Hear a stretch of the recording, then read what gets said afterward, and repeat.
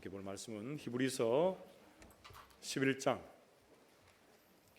1절에서 7절 말씀, 신약성경 365페이지쯤에 있습니다. 신약성경 365쪽 히브리서 11장 1절에서 7절까지 말씀을 한 절씩 교독을 하겠습니다. 제가 먼저 1절 말씀을 읽습니다. 믿음은 바라는 것들의 실상이요 보이지 않는 것들의 증거니 선진들이 이로써 증거를 얻었느니라.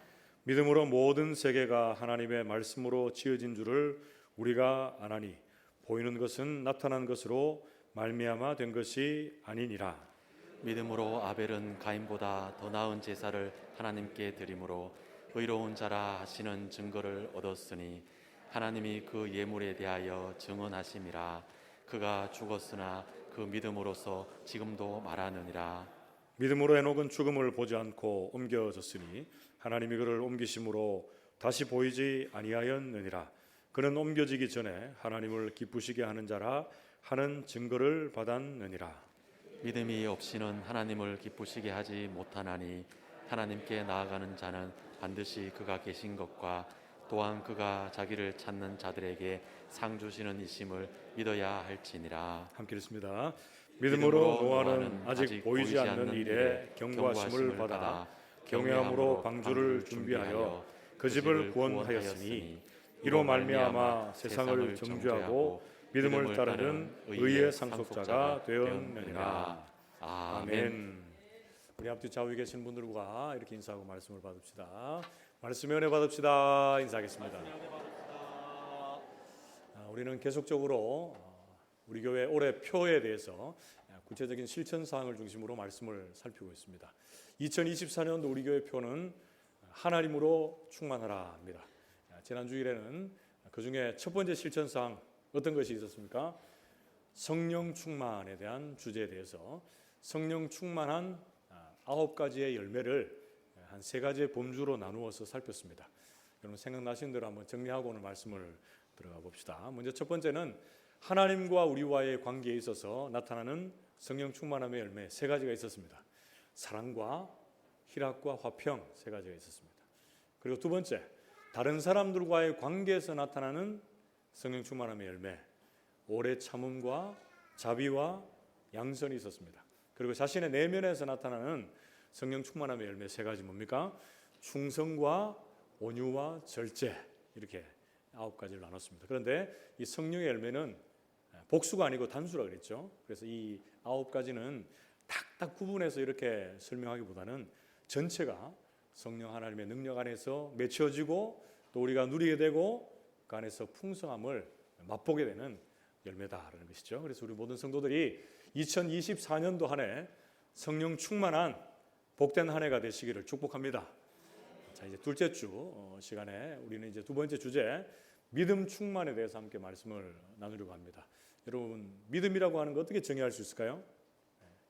정의라고 하는 것은 여러 가지가 많이 말할 수 있습니다. 정답이 없습니다. 예를 들어서 뭐 수학이나 영어 문제를 내준다면 거기에 정답은 한 개가 되겠지만 믿음의 정의를 한번 내려보십시오. 이렇게 얘기하면 각자가 생각하는 게 다 다릅니다. 그래서 제가 오늘 일부 예배 때도 우리 성도님들에게 숙제를 내드렸어요. 근데 숙제를 내긴 냈는데 확인할 방법은 없습니다. 여러분들에게도 숙제를 하나 내드릴게요. 그래서 내가 생각하고 있는 믿음은 무엇인가? 정의라고 하는 것은 길게 하는 게 아니고 짧은 문장으로 정리하는 거거든요. 그래서 한번 돌아보십시오. 내가 신앙생활을 지금까지 해오면서 믿음이 무엇인가? 한번 정의를 내려보는 것도 믿음 생활하는 데 있어서 참 좋은 또 은혜의 시간이 되지 않을까 하는 생각이 듭니다.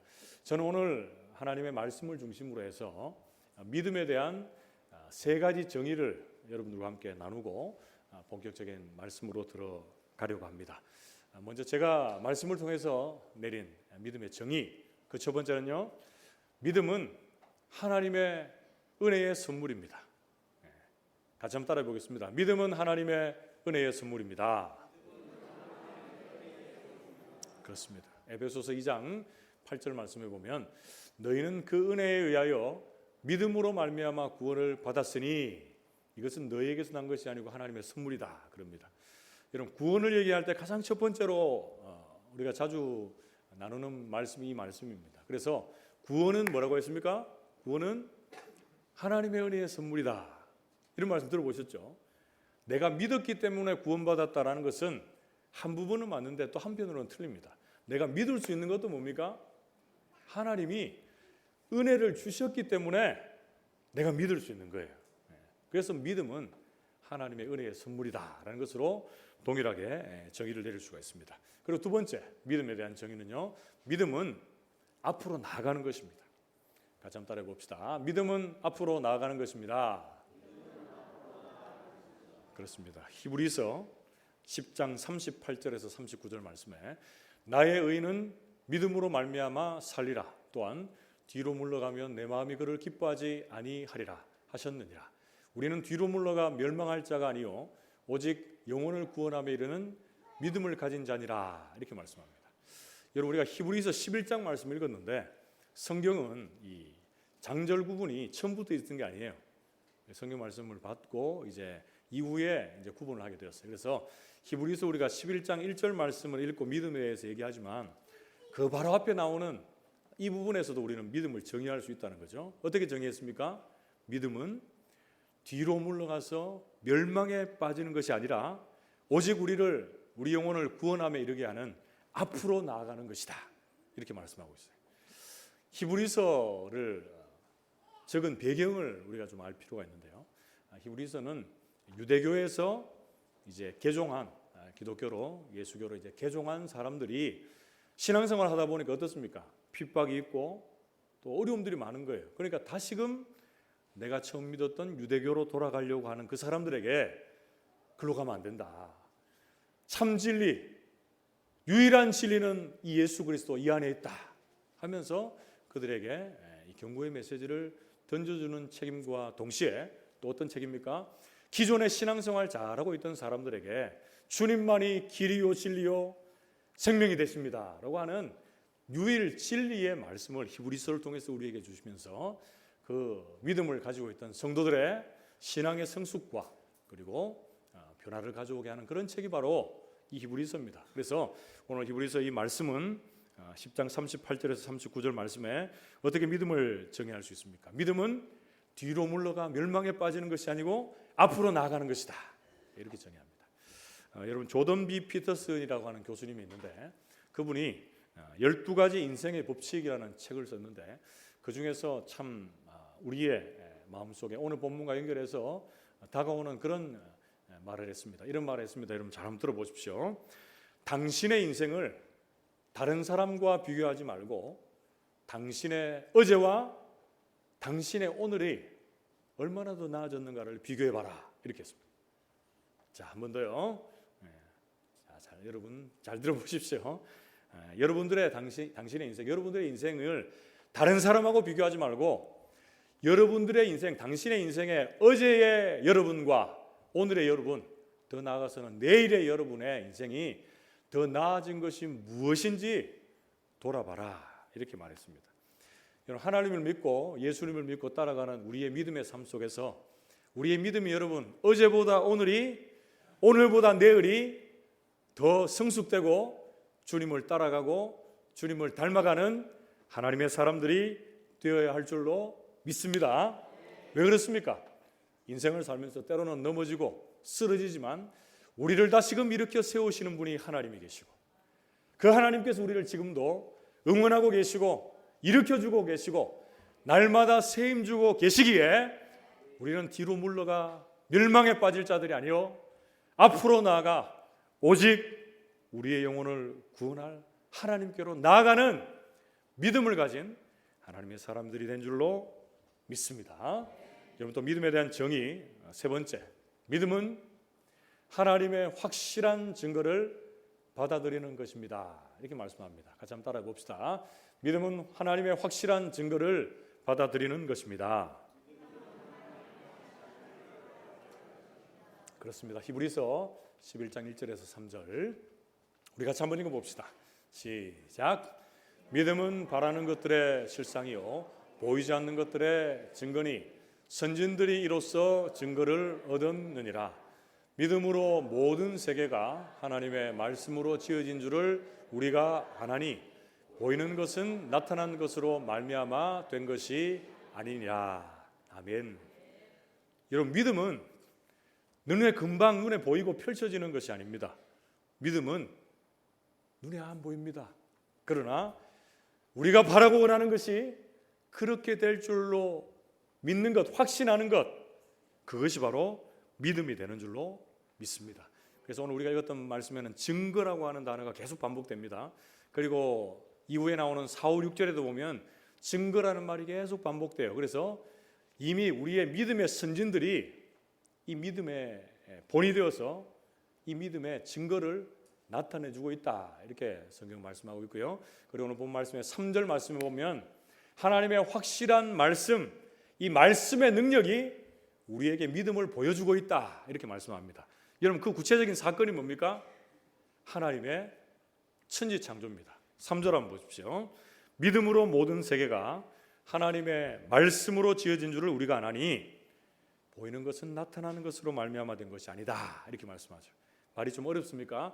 여러분, 우리가 아는데 뭘 안다고요?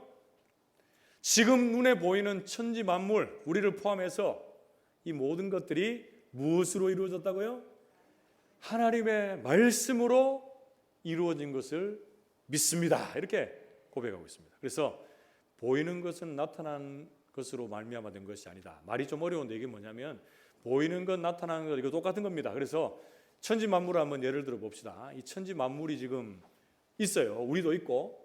그런데 이것이 우리를 통해서 우리 스스로 여기 있는 게 아니다는 거죠. 그러면 원인, 우리를 이 땅에 있게 하고 살게 하고 지금도 이렇게 숨쉬게 하는 원인, 제일 원인이 어디 있습니까?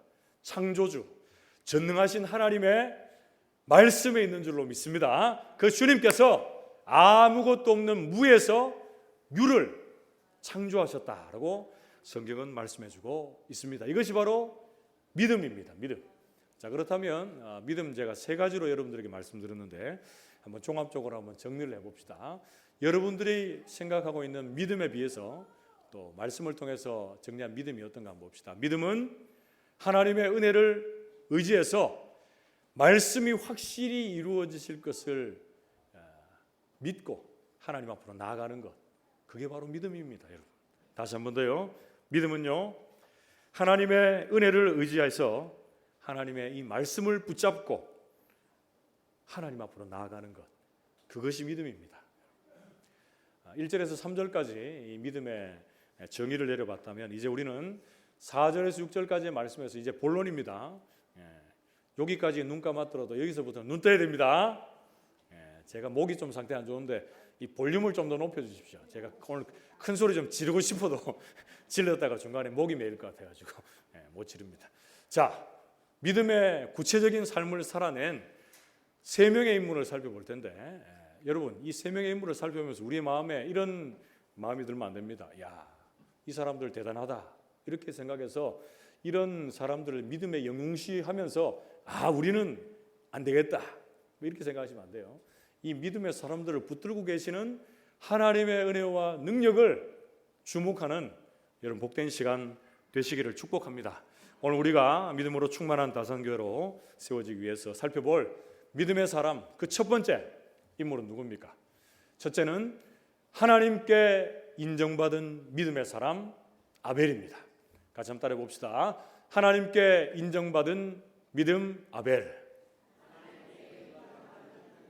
그렇습니다. 히브리서 11장 4절 말씀에 믿음으로 아벨은 가인보다 더 나은 제사를 하나님께 드림으로 의로운 자라 하시는 증거를 얻었으니 하나님이 그 예물에 대하여 증언하심이라.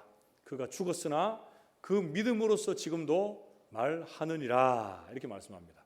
여러분, 4절에는 이제 아벨과 가인의 제사에 대해서 나오고 있는데 아벨이 가인보다 어떤 제사를 드렸다고요? 더 나은 제사를 드렸다. 그리고 하나님이 그 예물에 대해서 증언하셨다, 이렇게 말씀하고 있고, 그는 죽었으나 그는 믿음으로써 지금도 말하느니라. 지금도 여러분들에게 말하고 있습니다. 아벨이 어떤 이야기들이 있는지 한번 봅시다.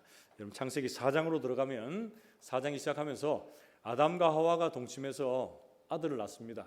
그 아들이 첫 아들의 이름이 뭡니까? 가인입니다. 가인. 그리고 둘째 아들을 낳습니다.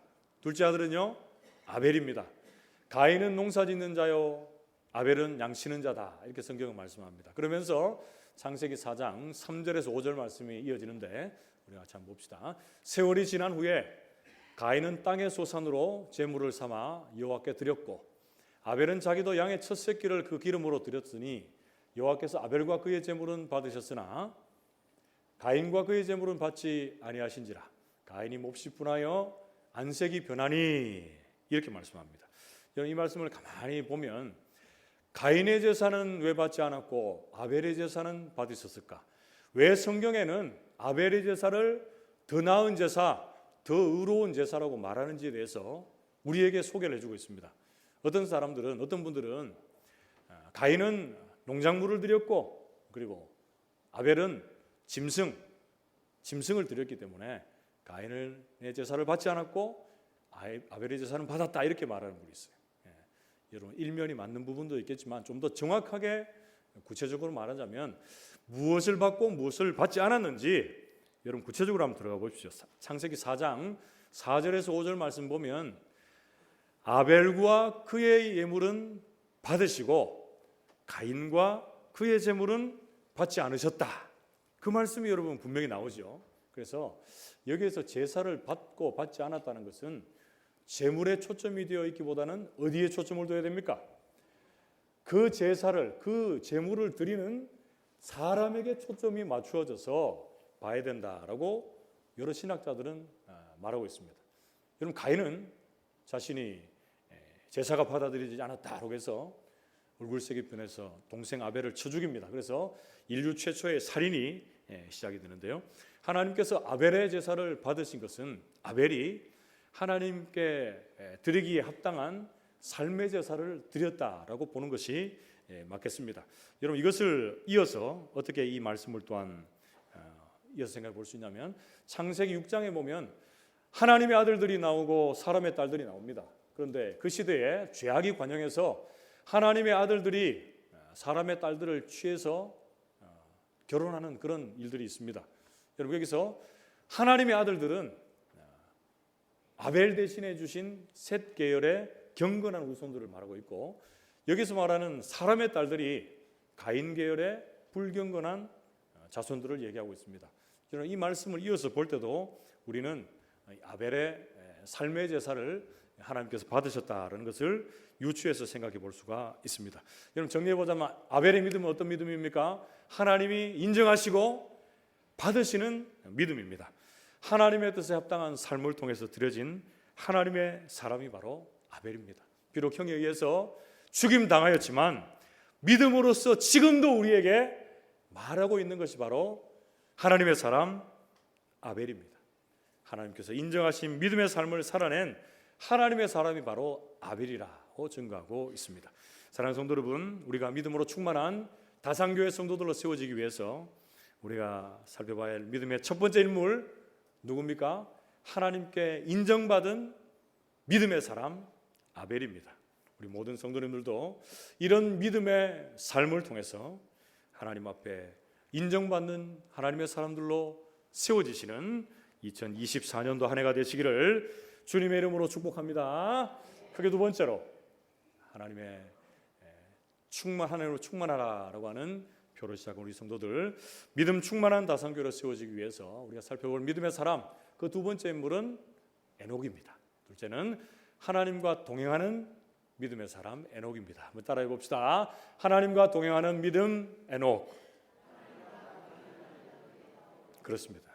히브리서 11장 5절 말씀에 믿음으로 에녹은 죽음을 보지 않고 옮겨졌으니 하나님이 그를 옮기심으로 다시 보이지 아니하셨는지라. 그는 옮겨지기 전에 하나님을 기쁘시게 하는 자라 증거를 받았다. 이렇게 말씀합니다. 여러분, 아벨은 죽었습니다. 에녹은 죽지 않았습니다. 그래서 여기서 누가 죽었느냐 죽지 않았느냐가 중요한 것이 아니라 하나님께서 그들의 믿음의 삶을 어떻게 인도해 가시는가 중요합니다. 그리고 그들이 그 하나님의 믿음 앞에서 어떻게 반응하는 삶을 살아냈는가가 또 중요하다라는 것이죠. 에녹이 죽음을 보지 않고 옮겨지기 전에 어떻게 했다고 합니까? 하나님의 기쁨이 되는 삶을 살아냈다라고 성경은 말씀합니다. 이어지는 6절 말씀에도 여러분 그런 맥락으로 이어지고 있습니다. 이번 주 남송 말씀인 히브리서 11장 6절 같이 읽겠습니다. 시작. 믿음이 없이는 하나님을 기쁘시게 하지 못하나니.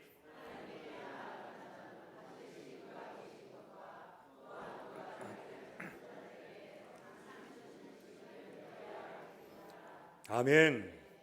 여러분 가만히 보십시오. 믿음이 없이는 하나님을 기쁘시게 할 수 없어요. 그럼 무엇이 하나님을 기쁘게 합니까? 하나님의 은혜로 주신 믿음이 하나님을 기쁘시게 합니다. 그리고 또 어떤 것이 참된 믿음입니까? 믿음이라고 하는 것은 하나님께서 천지 만물을 창조하신 전능주시오, 지금도 우리를 붙잡고 계시는 주권자시오, 우리를 앞으로 영원한 하나님 나라로 인도하실 하나님이 되신다라는 것을 믿는 것, 그것이 바로 믿음입니다. 주님 다시 오시는 마지막 그날에 여러분 어떤 일들이 있습니까? 하나님 편에 서서 하나님을 믿는 자들에게는 구원을 주실 것이요, 하나님을 멀리 떠나 제 마음대로 살아간 영혼들에게는 심판이 임하게 될 것입니다. 여러분 하나님의 이 구원과 심판을 아는 자들은 하나님과 동행하는 믿음의 삶을 살아내게 되는 것입니다. 자, 그렇다면 에녹의 이 하나님과 동행하는 믿음을 좀 더 구체적으로 한번 살펴봅시다. 하나님과 동행했다라고 하면 우리가 에녹을 금방 생각하게 되는데 언제부터 에녹이 하나님과 동행했는지를 한번 봅시다. 창세기 5장 21절에서 24절 말씀에 에녹은 65세에 무드셀라를 낳았고 무드셀라를 낳은 후 300년을 하나님과 동행하며 자녀들을 낳았으며 그는 365세를 살았더라. 에녹이 하나님과 동행하더니 하나님이 그를 데려가심으로 세상이 있지 아니하였더라. 이렇게 말씀합니다. 여러분 에녹이 언제부터 하나님과 동행했습니까? 무드셀라를 낳은 이후에 65세 때에 무드셀라를 낳은 이후에 본격적으로 하나님과 동행하는 삶을 몇 년 살다가요? 300년을 살다가 죽음을 보지 않고 하늘로 올려줬다라고 성경은 말씀합니다. 그런데 여기서 우리가 좀 주목해야 될 그런 인물이 무드셀라라고 하는 인물입니다. 여러분 무드셀라의 이름이 어떤 뜻이냐면 무트는 뭡니까? 죽음이라는 뜻입니다. 죽음이라는 뜻이에요. 셀라는 뭡니까? 끝이 다가온다 이런 뜻이 있어요. 그럼 뭡니까? 이 무드셀라, 이 사람이 죽으면 끝이 다가온다, 심판이 다가온다 이런 의미가 있습니다. 그런데 실제적으로 무드셀라가 성경에 나오는 인물 중에 가장 오래 살았거든요. 969세를 살았는데 무드셀라가 죽었던 그 해가 어떤 해입니까? 노아 홍수의 심판이 일어난 해입니다. 여러분 이거는 어떻게 짜맞추려고 해도 맞출 수 없는 하나님의 계시의 말씀입니다. 여러분 잘 보십시오. 창세기 5장 25절에서 29절 말씀에 보면 이후의 계보를 이렇게 소개합니다. 무드셀라는 187세에 라멕을 낳았고 라멕을 낳은 후 782년을 지내며 자녀를 낳았으며 그는 969세를 살고 죽었더라.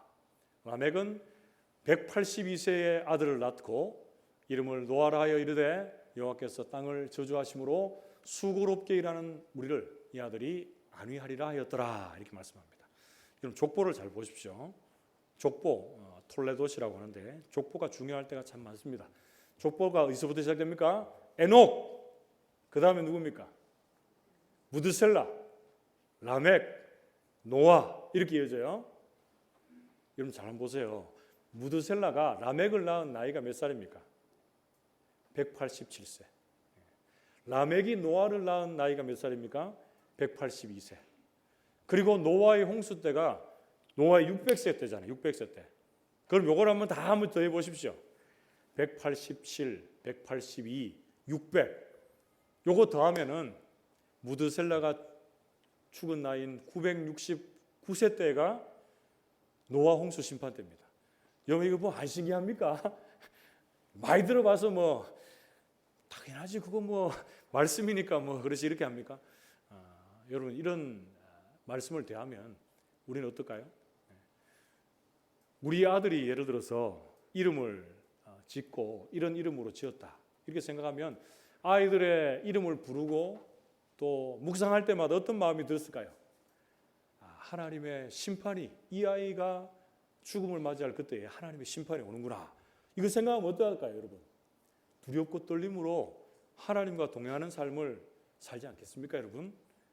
이 에녹에게는 이런 믿음이 있었다라고 성경은 말씀해주고 있습니다.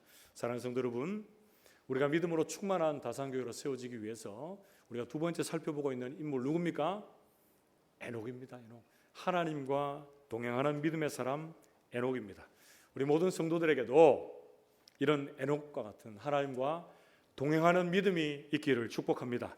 마지막 날에 구원과 심판의 자리로 갈려지게 될 것입니다. 여러분. 그때가 언제인지는 아무도 모르지만 주님의 편에 선 자에게 상을 주실 것이고 주님을 떠나 자신의 소욕대로 산 자에게 심판이 임할 것입니다. 우리 모든 성도들이 하나님과 동행할 뿐 아니라 이 불신의 세상 가운데 이 하나님의 영원한 복음, 이 심판의 복음을 또 온전히 증거할 수 있는 성도들 되시기를 주님의 이름으로 축복합니다.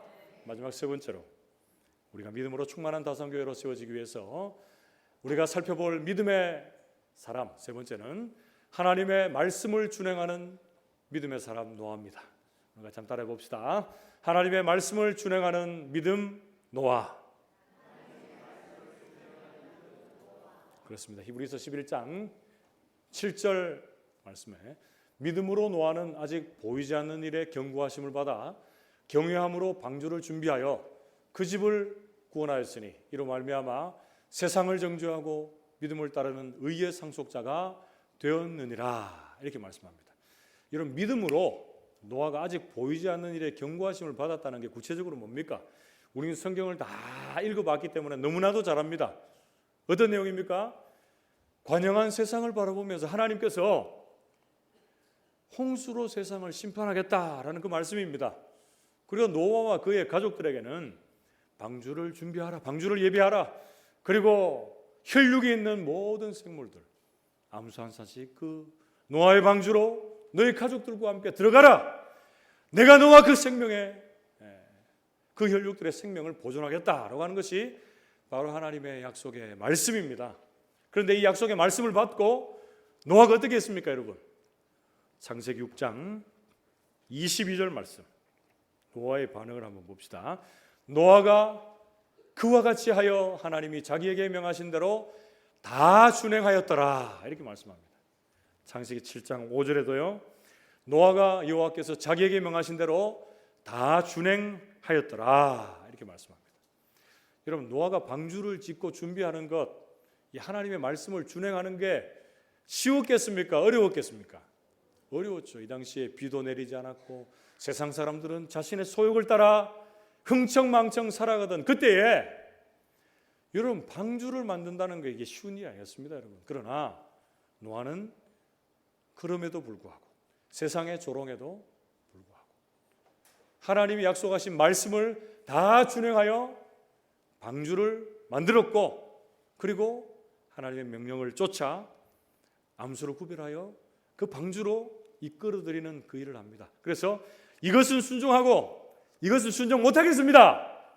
이렇게 말 안 합니다. 하나님이 명령하신 대로 다 준행하였더라. 이렇게 말씀하고 있습니다. 여러분, 그가 방주를 준비한 그 내용들 구체적으로 한번 봅시다. 어떤 방주를 지었습니까? 창세기 6장 15절에서 16절 말씀에 네가 만들 방주는 이러하니 그 길이는 300규빗, 너비는 50규빗, 높이는 30규빗이라. 거기에 창을 내되 위에서부터 한 규빗을 내고 그문은 옆으로 내고 상중하 3층으로 할지니라. 이렇게 말씀합니다. 여러분, 방주를 여러분 생각해 보시면 눈에 이렇게 확 그려지지 않죠. 예전에 저도 그렇고 우리 성도님들도 그렇고 성막 수양관을 다 가보신 기억이 있다고 하는데 거기 가서 보니까 어때요? 성막이 이런 크기로 지어졌구나, 좀 감이 오잖아요. 그래서 제가 오늘 여러분들에게 방주가 실제적으로 어떤 모습인가를 보여드리려고 합니다. 지금까지 잘 안 듣고 계신 분들 지금 요걸 봐야 됩니다. 요걸. 김준형 목사의 말씀은 눈 감게 할지라도 노아의 현물 영상은 여러분의 눈을 더 크게 뜨게 할 겁니다. 여러분 이 영상은 틀어주시면서 제가 설명해 드릴게요. 미국의 켄터키 주에 있는 노아의 박물관 영상인데요. 실제 크기 그대로 재현해 놨습니다. 그래서 2016년도 이게 3월 영상인데 9월 달에 가면 뉴스에도 나와요. 많은 사람들이 모여서 광주의 실제 그 모습들을 관람합니다. 뉴스는 뭐 말이 많이 나와서 영상을 길이가 135m, 폭이 23m, 높이가 14m. 축구장 높이로 치면 아파트 7층. 그럼 저렇게 작은 차들이 엄청나게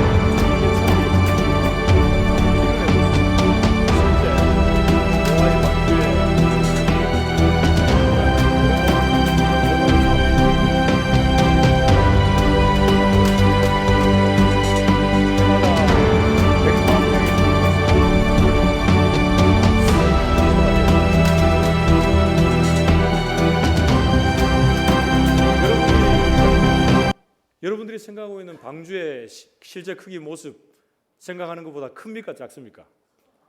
엄청나게 더 크죠. 그래서 이게 뭐 수만 톤, 수십만 톤의 큰 배와 맞먹는 그런 크기라고 합니다. 그런데 이 방주가 이렇게 컸다는 게 중요한 게 아니고 방주가 어떻게 이루어져 갔는지가 중요합니다. 여러분 방주는 이 히브리어로 테바라고 하는 히브리어를 쓰는데요. 이 테바는 또 언제 사용되었는가?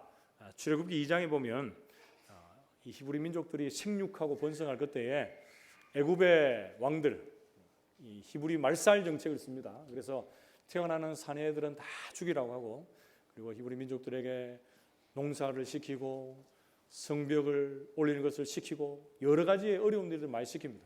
그러나 그럼에도 불구하고 계속적으로 번성하는 게 히브리 민족이었는데, 히브리 산파가 히브리 아이가 태어날 때에 하나님을 두려워함으로 아이들을 살립니다. 그래서 모세도 살아나게 됩니다. 그런데 한 3개월 정도 지나니까 아이가 크고 또 울음소리가 나고 이러니까 안 되겠다 싶어서 모세의 부모가 아이를 강가에 띄웁니다. 그 강가에 무엇에 담아서 띄웁니까? 갈대 상자에 담아서 띄웁니다. 이 갈대 상자가 노아의 방주와 단어가 똑같아요. 어떻게 보면 갈대 상자도 방주도 구원의 테바가 되는 거죠. 크거나 작거나 관계없이 이 구원의 테바를 설명하게 되는데, 가장 중심에 중요한 것이 무엇인가? 이 방주든지 갈대상자든지 자신이 스스로의 이 장치로 제어할 그런 동력이 없습니다. 무엇을 의미합니까? 빨리 갈지 늦게 갈지 왼쪽으로 갈지 오른쪽으로 갈지 어디에서 서고 어디에서 갈지 그 스스로는 제어할 힘이 없는 무동력의 테바라는 것이죠.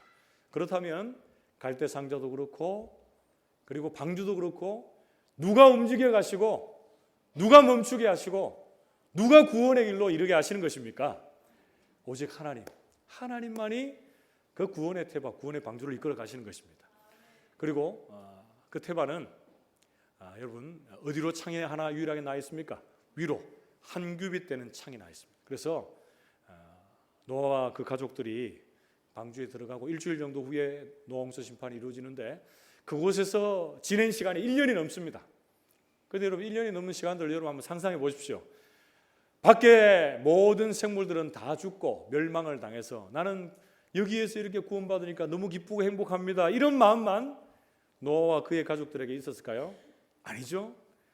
여러분 한번 상상해 보십시오. 그 안에 그 어떻게 보면 제한된 공간, 넓기는 했지만 그 제한된 공간 안에서 노아의 가족들만 해도 8명이고 많은 동물들, 짐승들 포함해서 다 있었다고 한번 생각해 보십시오. 저희 집에 애들 4명만 왔다 갔다 해도 정말 정신이 어지럽고 혼란스러운데 상상할 필요 없겠죠. 그런데 그 중에서도 이 노아와 그 가족들이 견뎌낼 수 있었던 것은 무엇입니까? 하나님의 약속의 말씀이 이루어지실 것을 믿고 견뎌낸 거죠. 그 환경을 보지 않고 하늘을 보는 거예요. 비를 그치게 하실 그 주님을 바라보는 믿음으로, 말씀을 준행하는 믿음으로 노아와 그 가족들이 그 방주의 시기들을 보내게 된 줄로 믿습니다. 사랑하는 성도 여러분, 우리가 믿음으로 충만한 다산교회를 세워지기 위해서 살펴보고 있는 믿음의 인물 세 번째는 어떤 인물입니까? 하나님의 말씀을 준행하는 믿음의 사람 노아입니다. 우리 모든 성도님들 동안 지금 금세 이루어질 것처럼 보이지 않지만 그 하나님의 말씀을 준행하는 믿음의 사람, 그 하나님의 말씀을 온전히 경험하는 믿음의 사람들 되시기를 축복합니다. 그리고 노아의 이 방주가 오직 주님께로만 그 창에 열려졌듯이 우리의 시선을 온전히 주님께로만 고정하고 하나님께로 철저하게 모든 것을 맡기는 믿음의 사람들 되시기를 축복합니다. 그리고 우리 한 사람 한 사람을 통해서 우리 다산교회를 통해서 많은 불신의 사람들이 하나님께로 돌아오는 이 구원의 역사가 나타나는 복된 한 해가 되시기를 주님의 이름으로 축복합니다.